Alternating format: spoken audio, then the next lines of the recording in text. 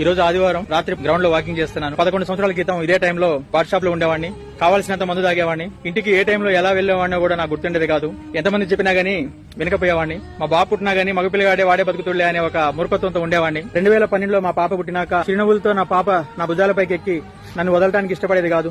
నేను కనపడగానే పరిగెత్తుకుంటూ నా దగ్గరకు వచ్చి నన్ను గట్టి కౌగిలించుకుంటూ ఉండేది.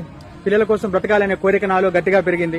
ఆ సమయంలో మేము చదువుకుంటుంటేనే దూరమైన మా నాన్నగారు గుర్తొచ్చారు. ఆ బాధ భరించలేనిది ఎలాగైనా వీళ్ళ కోసం బ్రతకాలనే ఉద్దేశంతో మందు జీవితాంతం ముట్టుకోకూడదని ఆ రోజు నుంచి ఈ రోజు వరకు ఆల్కహాల్కి చెడు అలవాట్లకి కంప్లీట్ గా దూరంగా ఉంటున్నాను. ఏ యాక్సిడెంట్ల ద్వారాగానో ఇంకే ఇతర కారణాల ద్వారాగానో అన్ఎక్స్పెక్టెడ్ గా చనిపోతే అది దేవుడి నిర్ణయం అని చెప్పి వదిలేయాలి. కానీ మనంతటిగా మనం ఇష్టం వచ్చినట్టు తాగి చెడు అలవాట్లకు బానిసై మన ఆరోగ్యాలు ఖరాబ్ చేసుకుని మనం చనిపోతే అది తప్పకుండా మన తప్పే అవుతుంది. నేను మంచివాడిని, తాగేవాళ్ళందరూ చెడ్డవాళ్ళని నేను చెప్పట్లేదు.